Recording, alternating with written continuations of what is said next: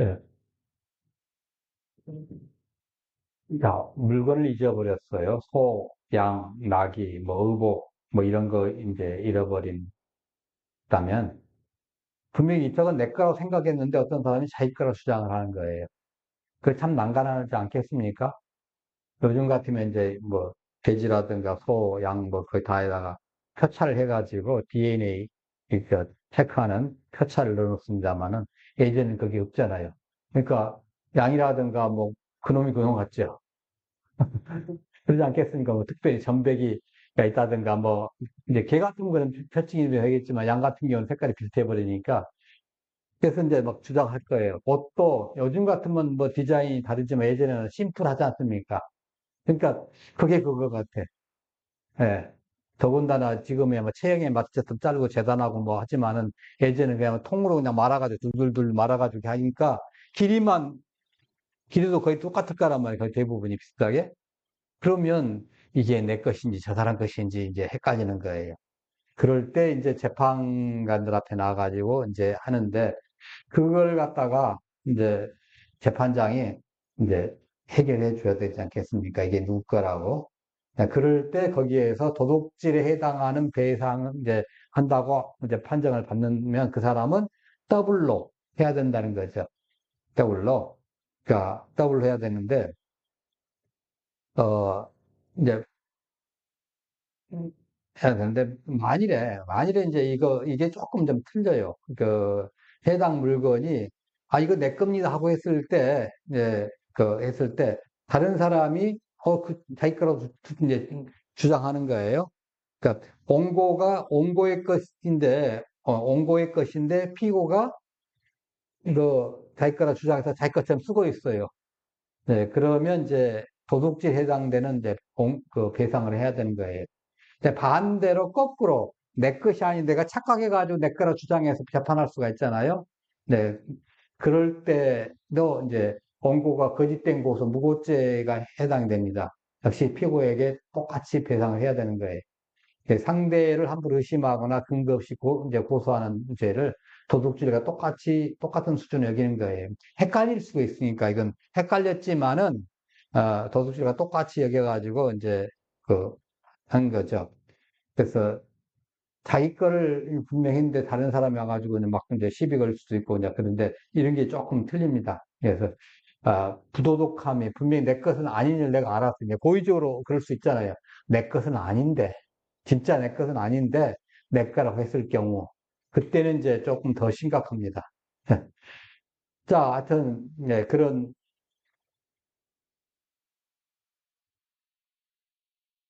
예, 그래서 도둑질에 있어서 이제 재판관 앞에 가서 또 이제 유죄 판결한 그 이웃에게 이제 두 배 이제 배상하는 문제가 지금 나와 있고요. 이런 걸 미리미리 하나님께서 부부를 가나안 땅에 들어가기 전에 미리 이제 해주시는 거죠.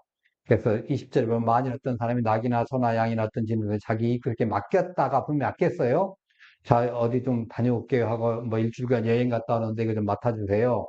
했는데 그동안에 와보니까 죽거나 다치거나 일이 물려 나갔어요.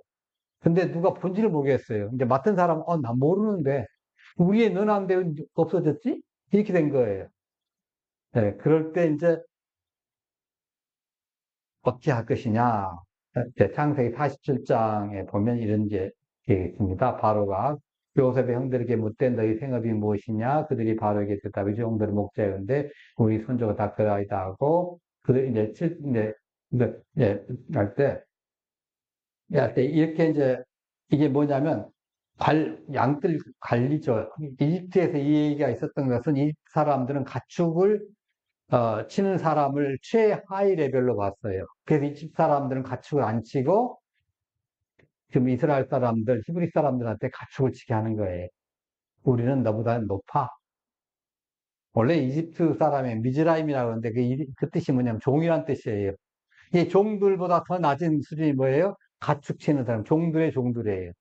여러분들이 그 번역을 이렇게 보시면요. 미즈라임이 나오면서 종들의 종들이라는 수치가 나옵니다. 이집트 자체가 종들이라는 민족인데, 종들의 민족인데, 그보다 더 낮은 게 이스라엘 사람들. 가축이니까. 예, 그 사람들 측면에. 여하튼 간에 남의 짐승을 갖다가 맡아가지고 이제 관리하다 보면 병들어 죽을 수도 있고, 맹수 만나서 지키길 수도 있고, 도망갈 수도 있고, 또 어떻게 뭐 헷갈려가지고 이제 도난당할 수도 있고, 이럴 때 계속 맡은 사람이 다 책임져야 한다 하면 어떻게 되겠느냐 이거죠. 그래서 그러면 맡긴 사람만 이익되지 않겠어? 좀 애매할 때 아무래도 전쟁이 있을 것 같아. 그러면 살짝 맡기고 자기 도망가는 거야. 그럼 맡긴 사람 어떻게 하란 말이에요? 그 맡아놓으면 도망도 못 가고, 어? 뻔히 아는데. 그래서 율법은 이럴 때 어떻게 하냐면, 모르는 가운데 사고가 발생했을 경우에 관리자에게 책임을 물을 수 없도록 해놓은 거예요. 요즘 말하면 보험 들면 이런 약관이 있습니다. 천재지변을 했을 때는 해당 사항이 없는 거 아시죠? 평상시에 우리 집에 이제 화재보험 들면 집에 불이 나면 우리가 이제 우리의 손해와 또 다른 데 손해 미친 거 다 보험에서 이제 해결해 줍니다. 근데 천재지변에서 예를 들어서 김정은이가 뭘 잘못 먹고 눌러버렸다든가, 그래서 이거 꽝 터졌다든가, 그러면 어떻게 돼요? 그건 예측 불가야. 그건 데이터에 잡히지 않는 거야. 그래서 그건 해당 사항이 안 됩니다. 예. 근데 그럴 경우에, 그건 천재지변이거든요. 그럴 경우에, 보험회사 그러면 어떡하란 말이에요? 보험회사 그냥 망하는 거예요. 그렇지 않겠습니까? 한 방 쏴버리면 끝나는 거잖아요. 그 어마어마한 돈 어떻게 합니까? 그잖아요. 예를 들어서 지금 롯데타워 같은데, 롯데타워 거기에 한 방 해가지고 롯데타워가 넘어간다면 거기에 돈이 건물가 플러스 그 안에 있는 그 재산 아마 이제 조 단위로 몇십 조 단위로 나갈 건데 땅만 그대로 남는 거잖아요. 그러면 보험회사는 어떻게 해요? 같이 날아가는 거예요. 그래서 이제 이런 게 그걸 따온 거죠. 보험회사 같은 경우도. 자, 이건 이제 문제는 아무도 보지 못했을 때 단서가 있어요, 단. 아무도 보지 못할 때 이런 일이 생길 수 있잖아요. 이제, 그럴 때 이제, 만일에 봤다 가면 이 관리하는 사람들이 챙겨가지고, 너 왜 그래 하고 바로 잡았을 건데, 관리하는 사람도 관리게 했지만은 24시간 관리할 수는 없으니까. 예. 요즘에 CCTV가 있다 해도 문제가 생길 수도 있잖아요. 그래서 자꾸 그걸 보고 또 보고 또 보고 해가지고 잡아내는데, 여하튼, 어, 그 관리자가 전적으로 책임질 수는 없다. 못 봤을 때, 예, 이제 이걸 얘기를 해준 겁니다.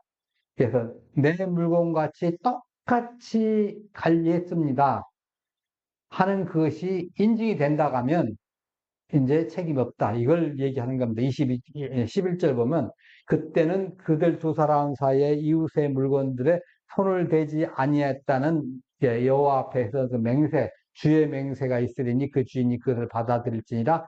그러면 그는 갚지 않아도 되리라. 예전에 저희 맹세에 대해서 얘기를 했죠. 십계명 우리가 배우는 시간에.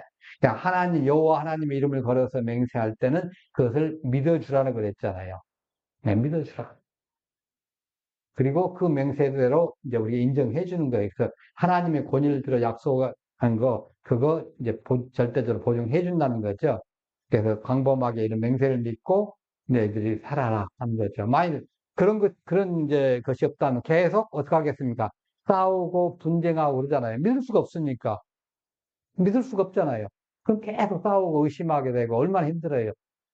그냥 믿을 수 없으면 잠을 제대로 잡니까? 우리 예전에 그런 얘기가 있잖아요.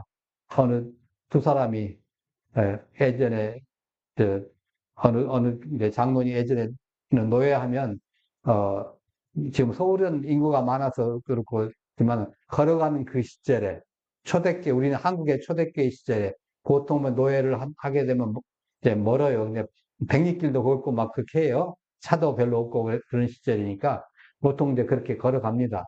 그러면 이제 그때 중간에 가다가 유숙을 할 수도 있어요. 근데 점잖은 분들이 둘이 한 방에 있어요. 서로 몰라. 서로 모르는데 짐도 있고 좀 둘 다 좀 있게 보이고 그렇게 해서 가방도 들고 왔어요. 그때 당시에. 근데 모르고 이제 저녁에 잠을 잤는데 근데 서로 간에 내 가방에 그래도 돈도 좀 있고 뭐도 좀 있고 그래서 서로 간에 잠을 못 잔 거예요. 그 다음날 아침에 식사를 했는데 같이 식사를 줄 거 아니에요. 그래서 둘 다 기도하고 먹는 거야. 아니, 예수 믿으십니까? 이제 믿습니다. 그때 마음 통해 보니까 같이 노예를 가는 거예요. 같은 교회는 아니지만은 서로 다른데 해가지고 같이 노예를 가는데 같은 노예를 가는데 이 장로님 두 분이 한 방에 서가지고 못 믿으니까 밤새게 잠을 못 자고 끙끙대고 있었던 거죠. 여러분, 이런 일이 믿지 못하면 이런 거예요. 믿지 못하면 믿는다 가면 마음 놓고 자는 거죠. 예. 불침번을 세우잖아요. 군대는 그래서 불침번을 2시간 만에 막 이제 돌려가면서 세우고 그러는데 여하튼 이렇게 됩니다. 민수기 5장 11절, 12절 한번 같이 볼까요? 이스라엘, 예, 말하여 그들에게 이르라, 만일 어떤 사람의 아내가 잘선하여, 그래서 한 남자가 죽는다, 동정하였으나 그의 남편의 눈에 드러나지 아니하였고, 그 여자의 더러우신 일에 증언도 없고, 그가 죽지 않았어서, 그 남편이 의심이 생겨 그의 아내인데, 그의 아내가 들에도 듣지 않았던 그 남편이 의심이 생겨 그의 아내를 하나 그 아내가 듣지 않았거든 그 아내를 데리고 그래서 이는 누구지 말고 영도 묻지 말고 이는 의심의 수되어 제약을 기억나게 기억에 되더라 그래서 그 여는 가까이 오게 하고 여 앞에 세우고 후기에 그 건물을 담고 뒷문바닥에 피크를 차에 물을 넣고 그의 여 앞에 세우고 그의 머리 끄게 하고 기억나게 하는 그 잼을 곧 의심해서 잼을 해두고 제도한 저주와 대할 쓴물을 자기 손에 들고 개인에게 맹세하여 그에게 이르라 내가 내 남편을 두고 작사하여 다른 남자와 분심하여서 비밀이 없으면 저주가 되게 하는 식물에 독을 면하리라 그러나 네가 이 남편을 두고 작사하여 몸들에서 내 남편과 인터하여 분심하였으면 제사장이 그 여인에게 저주를 미치도록 할까 하고 그 여인에게 말하였습니다. 여호와께서 내 납작다리가 마르고 내 배가 부어서 내가 내 백성들을 제사에 지키게 했다. 이 저주가 되게 하는 이물이 성전에서 내 배를 붙게 하고 내 납작다리를 마르게 하시켜 얘는 아멘 아멘 했습니다. 예. 이게 왜냐하면 맹세를 지금 하다가 한 거예요. 그러니까 여호와의 이름 맹세하는데 부정한 여인에 대해서 지금 얘기하지 않습니까? 이랬을 때 하나님께서 아마 이제 그렇게 해주셨겠죠. 그래야만이 여호와 이름을 맹세하는 것이 얼마나 엄중하다는 걸 알지 않겠습니까? 거짓말로 딱 맹세해놓고 있는데 아무 일도 일어나지 않더라. 마셨는데도 그러면 계속 거짓말 할 거 아니에요. 계속 바람 피면서. 그런데 분명히 바람 피운 것을 이제 백피했다 의심이 가서 데려서 했는데 정직히 했어요. 그러니까 진짜예요. 그러면 하나님께서 그에게 이와 똑같은 증상을 나타나게 해주셨을 거란 말이에요. 그러면, 사람들이 진짜 이건 안 되겠구나. 여호와 이름으로 맹세할 때 정말 내가 거짓말하면 큰일 나겠구나. 이것이 아마 교육적으로 많이 됐을 거예요. 민수기에다 지금 이거 기록한 거 보면 그걸 지금 얘기하시는 거예요. 맹세할 때 여호와 이름을 맹세한다는 거예요. 거기에서 나오는 저주도 만일 네가 거짓 맹세한다면 그 저주를 네가 다 받아야 할 거야. 지금 그런 거예요. 자, 그래서 내기 6.3절에 이렇게 얘기합니다. 남의 물건, 이런 물건을 죽고도 사실을 부인하여 거짓 맹세하는 등 사람이 이 모든 일 중에 하나를 행하여 범죄하면 이거예요. 임자는 일단 맹세할 때 일단은 믿어요. 예, 근데 만약에 거짓되면 아까 얘기한 것처럼 하나님께서 저주의 징벌을 내리실 것이다. 이것을 우리가 믿고 있는데 그래서 지금 하는 겁니다. 우리도 그 예수 안 믿는 사람들 그 얘기 하잖아요. 너 그렇게 살면 죄받아. 우리 어릴 때 많이 들었던 얘기잖아요. 너 그렇게 살면 죄받아. 아, 있잖아요. 불교적 용어로 이제 지옥 간다고 이제 기독교를 모를 상황에서 그 얘기 하잖아요. 예.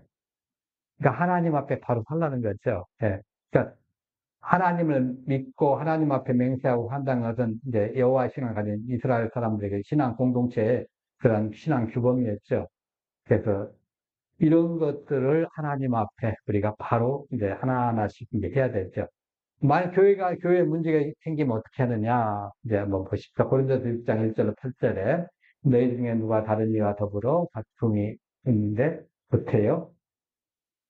뭐라고 다른 성도들과 하지 않느냐? 성도가 판단의 것을 너희가 알지 못하느냐? 세상도 너희에게 판단을 받지 않기거든. 하나를 받느냐? 우리가 천사를 판단할 것을 너희가 알지 못하느냐? 그러거든 하물며 세상 일이야. 그런즉 너희가 있을 때 교회에서 정인을 두는 자들 세우느냐? 내가 너희를 그렇게 하려 하여 이 말을 찾니? 너희 가운데 그 형제가 있는 형제가 더불어 구원을 쓴대로 믿지 않은 자들 앞에서 하느냐? 너희가 피차 구원하는 그런 너희 가운데 그렇게 차라리 그를 당한 것이 낫지 않으니 그의 숨은 것이 낫지 않느냐?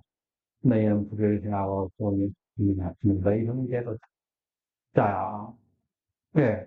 이 말은 그 뭐예요? 믿는 사람들끼리의 다툼을 믿지 않는 세상 법정에 가지고 가지 말라는 거예요. 예, 믿지 않는 사람. 정말 참 창피해요. 그가 뭐 교회 이름으로 해가지고 떡 나온, 예, 정말 참, 그, 교회가 잘못해가지고 한 것들, 네, 그런 일들이 없었어요. 그러니까, 일단 말하면 그 말대로 100% 이루어진다는 거예요. 말했는데, 내일 모레쯤 가다가, 난 몰라 해버리면 어떡해요? 안 되잖아요. 그 말은 한번 말했습니다. 음.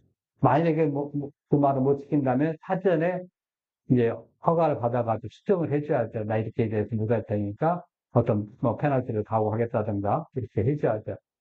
말해놓고 한다면 공수처잖아요. 아무리 정치인들이 공수처를 많이 날린다고 해도 우리는 그렇게 하면 안 되죠. 대로 해야 된다는 거죠. 그랬더니 여호와 앞에 맹세하라는 거예요. 지금 바울은 얘기하기를 가져가지 말라고 했는데 어떤 적용을 하시고 그때 하나님 앞에 가르쳐 맹세하면 그 집주인이 정말 그 물건을 취하지 아니했다는 것을 증언하라는 거죠. 그래서 그 주인은 받지 아니하는데 물건으로 맹세한다는 거죠. 그러니까 하나님 앞에 성실하면 죄가 없습니다. 만약에 남의 것이라 소홀히 여기는 문제가 생겼다면 그 책임을 내가 지고 있는 거죠. 성실이 함께하고 진실이 먼저 가야 됩니다. 언제나. 자, 그러나 만약 자기가 도둑맞은 것이면 그 주인에게 변상을 해줘야겠다. 그러니까 문제는 자기 집에서 도난 사건이 이제 발생한 것이 분명하다면 분명히 그것을 자기가 이제 하다고 해왔는데 관리하는 사람이 관리를 소홀히 했다는 하지 않았다는 것을 증빙을 해야 돼요. 관리를 소홀히 하지 않았다는 것을. 그러니까 자기 집 양들은 멀쩡한데 옆집 양들만 도둑 맞았다. 그럼 뭔가 좀 이상하잖아요. 예. 그랬을 경우에, 그러니까, 그때, 이건 너희들 뭐가 좀 안 돼. 예. 그래서 그 주인에게 손해배상을 해야 될 의무가 생긴다는 거죠. 그래서, 만일 도둑이 그의 물건을 도둑질한 것이면 그는 그의 물건을 주인에게 배상할 것이죠. 근데 가서 도둑을 찾아서 이제 그거 얘기죠.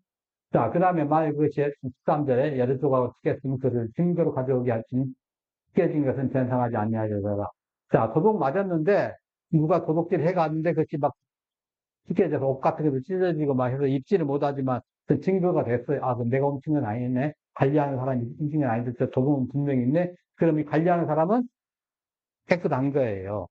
깨끗한 거죠. 또 짐승 같은 경우는 맹수에게 물려 죽었는데 흔적은 있어요. 아, 그러면 관리하는 사람이 책임이 없다는 거죠. 네. 자, 예전에 그 요셉을 판 다음에 그 아버지의 이제 한테 뭘 갖다 주죠?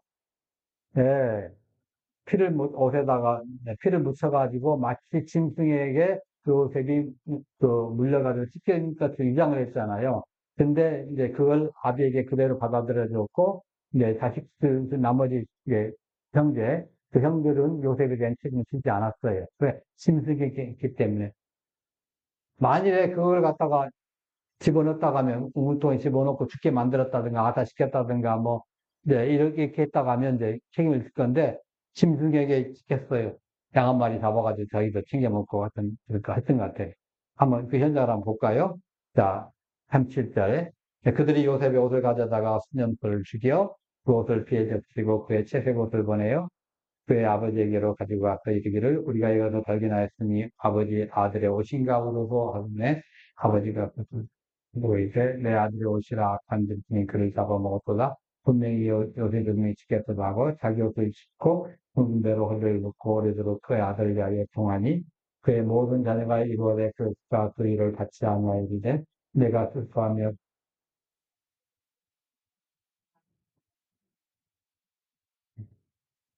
똑같아요. 맹세에도 똑같아요. 관리자의 책임이 이제 따르지 않는다는 것이 이제 그거예요.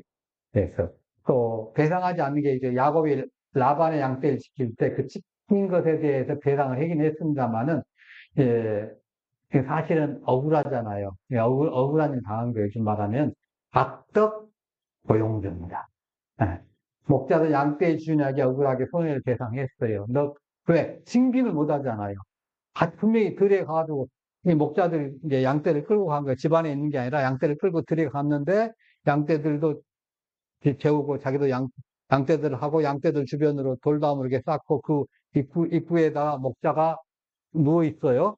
근데 목자가 깜빡 잠든 사이에 몰래 이리가 들어와가지고 이 목자를 안 깨고 목자를 넘어가가지고 양을 한 마리 잡아가지고 갔네? 어떻게 해요? 징빙할 뭐가 없잖아요. 찢긴 양에 뭐 가죽이라도 있다든가 그래 모를까? 그걸 어떻게 해요? 예. 네가 잡아먹은 데 떴는지 누가 어떻게 하냐고 주인이 안 믿어주고 그래 버리면 방법이 없지 않습니까? 그거 지금 얘기하시는 거예요. 그러니까 악덕 고용주한테 걸리면 이제 이렇게 난리는 납니다. 그때 야곱은 이렇게 얘기했잖아요. 물려치킨 건 내가 아삼촌에게 가져가지 아니하 했고 낮에 도둑 맞았든지 밤에 도둑 맞았든지 아삼촌이 그것을 내 손에 찾았으므로 내가 그것을 구충하였으면 그 뭐예요? 네가 관리를 분명히 네가 관리를 잘했는데도 불구하고 그렇게 물려갔다는 걸 증거를 한번 대봐라. 어떻게 됩니까? 그 시절에 24시간 CCTV 돌려놓을 수 없는 것이고, 예, 보고 지금 이렇게 되는 거죠. 하여튼, 이런 것들을 하나님께서 이제 막고 배상하지 않도록 하시면서 가진 자들의 행복으로부터 갖지 못한 자들을 지켜주시는 거예요, 이건. 예. 그러니까 뭐, 양떼들과 맡아서 하라는 건 뭐예요? 가진 자들이 갖지 못한 자들에게 이제 그 수고비를 주면서 이거 좀 지켜줘 하겠잖아요. 근데 이때도 관리자들이 책임을 다했음에도 불구하고 이제 손해에서 받을 경우는 배상하지 않도록 보호해 주는 것입니다. 자, 하여튼 이미 가진 자들에 대한 갖지 못한 자들에게 그 대한 보호책이 바로 이제 오늘도 겁니다. 자, 만일 짐승이 지켰으면 그걸 가져다 증거할 것이고 지킨 것은 배상하지 않을 것이다. 그렇게 하는데 이제 지켰으면 방법이 없죠. 자, 14절에 만일 어떤 사람이 자기에게 이웃에게 무엇을 빌려왔는데 그 주인과 함께 있지 않아서 자치거나 죽으면 그가 반드시 그를 이제 변상할 것이요. 참 빌려왔는데 서로 빌려와가지고 농사를 지려고 했는데 죽어버렸어요. 신경 써야죠. 예, 그거 배상하라는 거고, 예, 예, 상하거나 온 것이 상하거나 죽으면 임자가 함께하지 아니었으면, 네, 그 임자가 함께하지 않았으면 반드시 배상할 거예요. 임자가 근데 같이 있을 때 죽었어요. 그러면 이제 배상책이 있는데, 임자는 갔는데 내가 지금 하려고 하는데 쓰러져 죽은 거예요. 정말 안 믿는 사람 같은 뭐라고 해요. 재수 참 없다. 그런 얘기예요. 예, 예. 그잖아요. 주인이 충분하게 이해를 하고 있으면 배상책이 없지만은 주인이 이제 없을 때는 배상책이 있다는 거죠. 자, 15절에 그러나 만일 주인이 그 강가에 있었으면 변상하지 않아야 되고 그것이 세내고 빌린 것이라면 그의 세를 돌려받을지니라. 그러니까 세낸 것도 세를 위하여 샀기 때문에 소유권자가 자기의 실리를 위해서 임대를 받고 물건을 내줬을 때 이미 그 속에 예상된 손해까지도 포함하고 있다는 거죠. 자, 그래서 그 임자가 그 함께하지 아니하였으면 배상하지 아니하였으나 만약에 세낸 것이면 세로 족합니다. 자기 이제 세만 빌린 그 세만 이제 손해 본다는 거죠. 자, 16절, 17절 한번 또 한번까지 해봅시다. 만약 어떤 사람이 성혼하지 아니하여 채를 끌어서 통했으면 상금을 조여서 아내를 삼을지라. 그러니까 이제 처녀의 순결을 범한 자에 대한 처리 규정이에요. 정혼한 처녀랑 불가피한 그 경우가 아니니까 둘 다 이제 돌로 쳐 죽여야 되겠죠, 원래는. 그잖아요. 자, 신명기 23장, 22장 23절로 한번 29절까지 한번 볼까요? 네. 처녀인 여자가 남자와 약혼하며 어떤 남자가 너희 성읍중에서 만나 동침하면 너희는 그들을 둘 다 성읍문으로 이끌어내고 그들을 돌로 쳐 죽일 것이니 그 처녀는 성 안에 있으니 꼬리치지 아니하였으며 그 남자는 그리스의 아내를 높보였으면 너희 같이 하여 너희 가운데 악을 제하였습니다. 만일 남자가 어떤 약혼한 처녀를 들여서 만나 강간하여 그들의 약혼가는 남자를 줄 것이요 저녁에 나오면 백작지 말처럼 저녁에는 주일 죄가 없습니다. 이는 사람이 일어나 그 입시에서 처중인 것과 같은 것이라 남자가 처녀를 들어야만 한 까닭에 그 약혼한 처녀 소리 질러도 돈할 죄가 없습니다. 만일 남자가 쫓겨나지 않는 처녀를 만나서 그를 붙이고 동침한 중에 그 처녀를 발견되면 동침한 남자는 그 처녀의 아버지께 50세기를 주고 그 처녀 아내로 품을 것이라 그가 그 처녀를 놓고 평생에 그걸 버리지 못하였습니다. 예. 그러니까 그래서 막 했을 경우엔 사람들이, 그러니까 이런 마을에서는 소리 지르면 이웃이 알아듣죠. 그러면 이제 누군가 도와주는데 소리를 질러도 도움 받을 수 없을 경우는 이건 이제 남자에게만 책임이 있습니다. 근데 이제 그 마을에서는 이제 양쪽 간에 쌍방하고 있고, 근데 이제 정혼하지 그 이제 않을 처녀일 때는 좀 이제 어떻게 되느냐? 그 부모의 허락이 있다 하면 은 50세계를 내고 결혼하되 이혼 불가합니다. 29절 그 얘기하잖아요. 은 50세계는 보통 사람의 노예값이 얼마죠? 30세계인데 거의 2배 가까이 주잖아요. 이건 네 잘못이야. 거기에 이제 뭘까지 이자료까지 얹혀 바치고 누구한테 준 거예요? 예, 신부집에 주고 이걸 디오리라고 그럽니다. 다오리라고 그러죠. 예, 근데 평생 이혼 불가합니다. 근데 허락하지 아니하면 남자는 할 수 없이 속전만을 그 부모에게 기부를 해야 됐습니다. 예. 그래서 당시 자식은 부모의 소유물로 간주됐기 때문에 자식에게 해를 입힌 것은 결과적으로 부모의 재산에 해를 입힌 셈이 됐거든요. 그러니까 그 여자에게 집에 50전을 줘야 돼. 무조건 그건 줘야 돼. 말 허락을 한다면 데리고 와서 평생 이혼 불가에 결혼하겠지만은 허락하지 않는다면 돈만 줘야 돼. 예. 네, 율법을 통해서 이제 하게 돼 있죠. 손해배상 하라는 거죠. 정혼하지 않는 경우입니다. 정혼할 때는 이건 마땅히 부가 되는 거. 예. 자, 인간으로 책임있는 존재로 살아야 한다는 거죠. 이게 이제 결혼 지창 건데. 그 다음에 이제 빙패는 조금 다른 겁니다. 빙패는 조금 다른데, 요 부분에 대해서 이제 다음에 좀 더 나갈까요?